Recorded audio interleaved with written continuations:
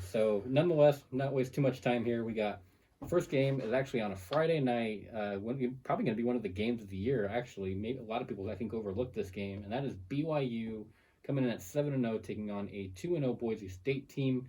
BYU is favored by 4 points here Man, where's this game at? in Boise. 4 points. BYU's favored. Yes.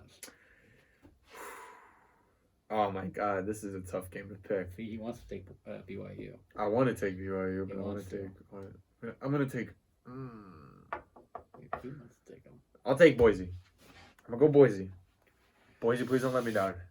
I'm gonna go Boise covers this game. Well, see, if Boise lets you down, they're going to let me down as well because I got Boise in this game. I wouldn't be shocked in the least bit if Boise came in and won this game outright. This seems like one of those games that when you look back at BYU's schedule and go, how did they maybe not make the playoffs?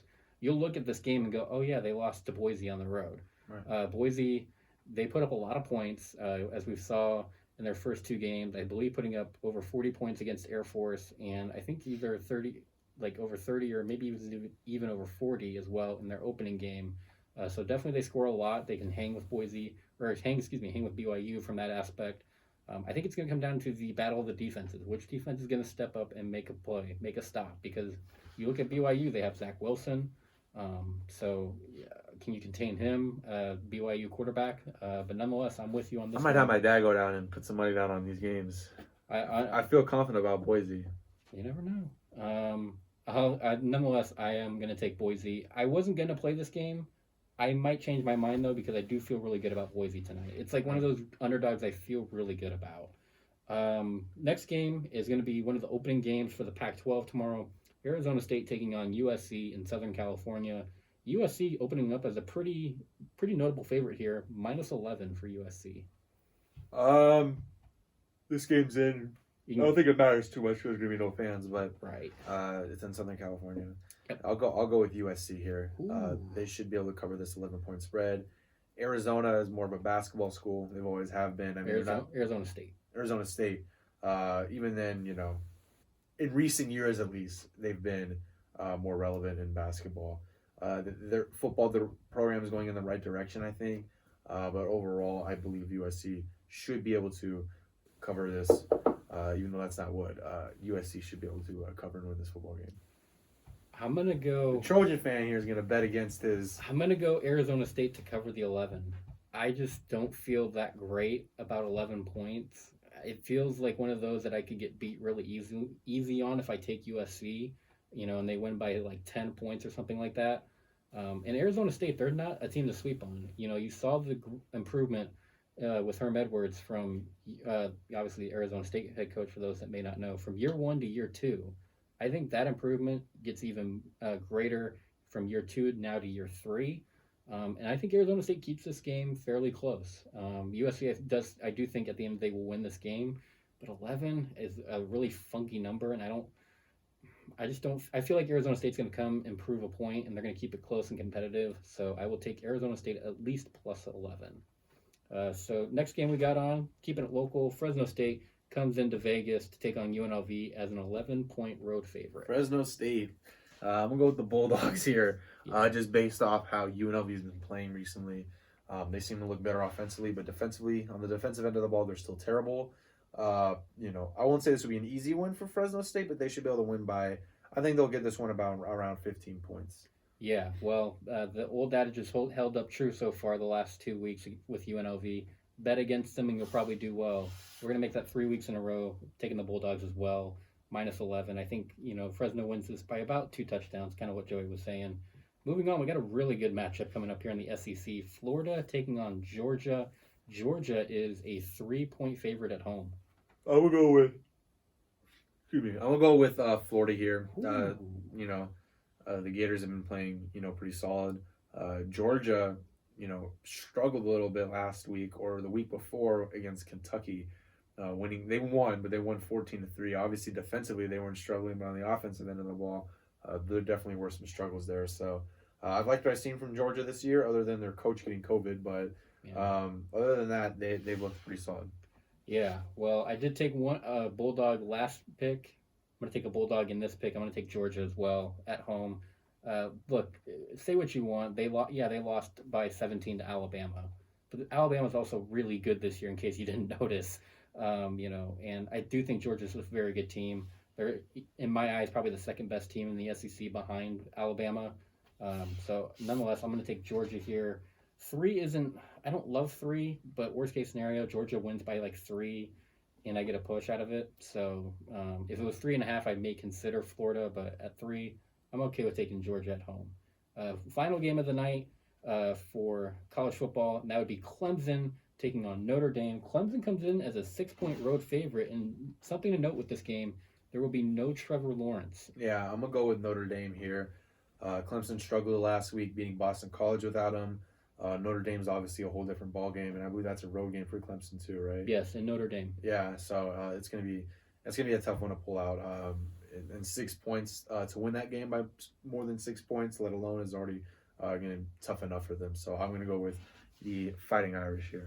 Yeah, this is one of those games. This kind of reminds me about the Boise State game we talked about earlier. I think Notre Dame could come into this game and win it outright. You want to talk about a mess in the college football playoff? It could come right here at the hands of Notre Dame.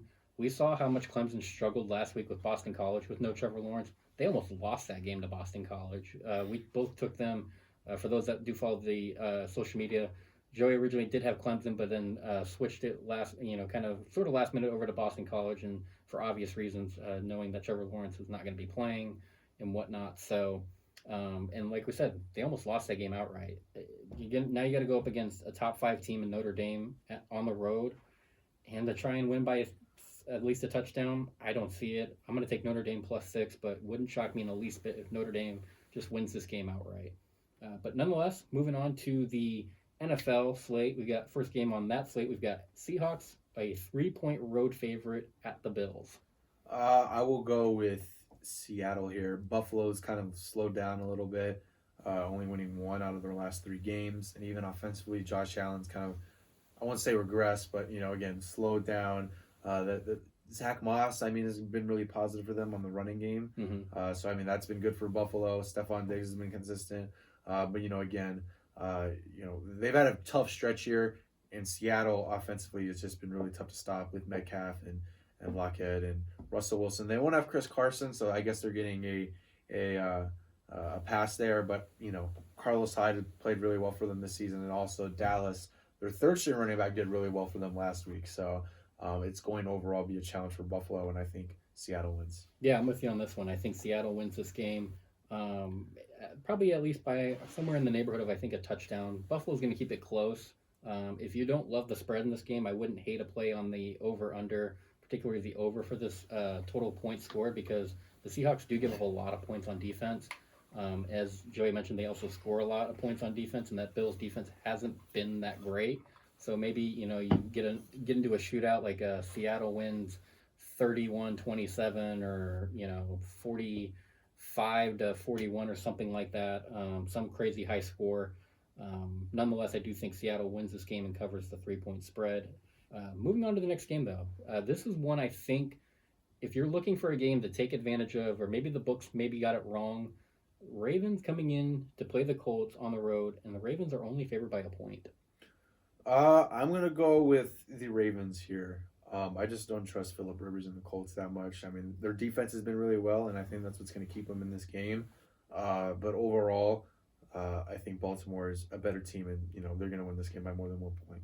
I think so as well. You're giving me only a less than a field goal to a Ravens team that is coming into this game pissed off for losing to a divisional rival in the Steelers last week.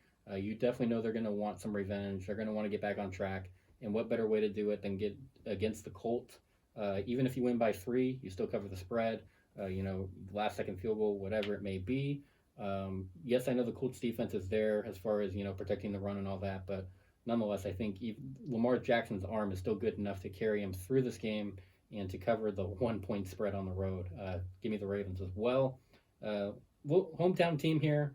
Raiders going on the road to SoFi Stadium to take on the Chargers. This game, when I checked just now, was Raiders at a pick'em, so no spread either way. I'll go with the Raiders here. Again, this will be a tough game, regardless of the Chargers' record. They've been playing teams close under the Justin Herbert area. Saints, you had Denver last week. And again, the Raiders just got to make sure that if the Chargers do the same thing again, they jump off to an early lead, which they've been known for blowing it. You still don't want to get yourself, like I said in the previous episode, you still don't want to dig yourself in that hole to come back from. Mm-hmm. But again, I've liked what I've seen from the Raiders so far this season, and I feel pretty confident taking them. Yeah, I'm going to take the Raiders as what we've agreed on every pick, I believe, except we've agreed on everything except Florida and Georgia, because you took Georgia, right? Yep. And Arizona and USC. Those are the only two we've disagreed on so far. We'll see. Yeah, but no. See, that's why I'm catching him back up, because you're just stealing my picks, huh? You gotta make profit where you can make profit, and if that means trailing a few picks, you're playing chess. I'm playing checkers, I guess.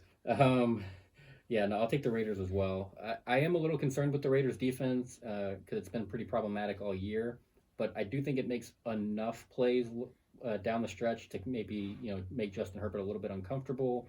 Maybe that offense doesn't click as well as it does, but nonetheless, I'll take the Raiders to beat the Chargers. I see this as a really close game. If Raiders win, they're going to win by like a field goal or something like that. It's going to be really close throughout, and I'm excited to watch it for sure. Dolphins taking on the Cardinals in Arizona. Cardinals come into this game as a 4.5-point favorite. Tua going to get the start for the Dolphins.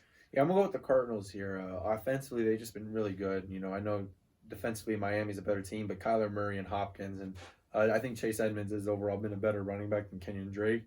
And again, Tua kind of struggled last week. They won, but he went 12 of 22 for about 93 yards and a touchdown. And this Cardinals defense is also just as good as, I won't say just as good, but pretty good as the Rams defense. And they don't have the same D line, but I think the Cardinals are stronger in the secondary. So he won't be facing the pass rush as much, I guess, this week. Mm-hmm. But he's going to have Patrick Peterson and Budda Baker and all those guys in the secondary. So that's going to be challenging for him as well. So I will go with the Cardinals here. They've been playing really good. They beat Seattle, gave Seattle their first loss of the season. And again, I think they should, I won't say easily, but I think they should beat Miami here by more than 4.5. Yeah, great minds think alike. Taking the Cardinals as well. 4.5, I think, is kind of a number where I think the Cardinals could really knock it out of the park and they could win this game by double digits. Nothing against Tua, but it is only his second start, and Miami's offense just doesn't seem quite there just yet, and that is because like we said, Tua in his second start, still learning the system and all that. Cardinals seem like a well-oiled machine on offense, especially with Kyler Murray really hooking up with DeAndre Hopkins well. Their running game's pretty decent. So for that aspect, I think I will take the Cardinals in this, especially because they're going to need this game later on down the road in the NFC West division run, if you will, or even NFC playoff picture for sure. And then the final game of the night, Sunday Night Football, Saints taking on the Bucs in Tampa Bay. NFC South matchup. The Bucs come into this game as a 4-point home favorite. Go with the Buccaneers here. Defensively, they've been good. You got Antonio Brown here this week. I think they'll be playing a lot better than they did previously when they played the Giants, when they only sneaked that one out by 2 points. Just too many weapons here for the Buccaneers. And again, Drew Brees can't throw a football more than 6 yards this season. So if they can pick up on, the screen passes and whatnot to Alvin Kamara, the Buccaneers should do just well in being able to contain that Saints offense. And again, I don't think the Buccaneers will be struggling too much on the offensive end of the ball. So I'll go with the Bucs. Yeah, I've learned too many times to bet against Tom Brady. So for that aspect, I will take the Bucs -4. Part of me is saying, we'll let the Saints, keep it close and the Bucs win by a field goal. I don't think the Saints are going to keep it close. Tampa is a really well-oiled machine right now. They're really clicking, especially on offense. Tom is really hitting his receivers well.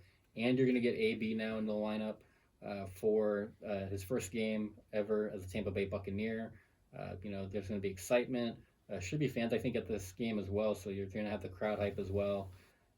I'm going to go with the Bucs here, and I think they probably win this game by about a touchdown or so. Right. If nothing else. But it should be a good game. It'll be one of, I think, the better Sunday night games, which we've seen pretty well, some pretty decent games, I think, on Sunday Night Football so far this year. This, I think, is going to be another one of them right up there with Seahawks and Cardinals. That was a really good Sunday night game. Yeah, I mean, definitely. Definitely be another, like I said in the previous episode, it'll be another good week in the NFL. Hopefully, me and Matt, we're picks are pretty identical again this week, with the exception of 2 games. So hopefully me and Matt, do pretty well. I think we'll both obviously going to be rooting for each other in the Sunday games if Matt decides to go and bet on them. So hopefully Matt can make some money here. He's got that 53% success rate, so he is technically profitable at the moment. But I'm sure again once he goes out and decides to bet, luck will come back and bite him in the ass. So, never fails. Yeah, it never fails. But Never again, fails. appreciate you guys if you made it through all 3 episodes here. We did 2 episodes previous to filming this. Again, stay tuned. We're going to continue making more content and posting on the Instagram page. Make sure again you tune in on Monday, every single Monday from 6 to 7 p.m. On the Rebel HD2 91.5. Matt? Couldn't have said it better myself. Make sure you go download that app, that Rebel HD2 app. You can listen to us every Monday, 6 to 7 p.m. Usually have some guest hosts on and whatnot. So stay tuned for that. Appreciate y'all tuning in, and we'll see y'all next time.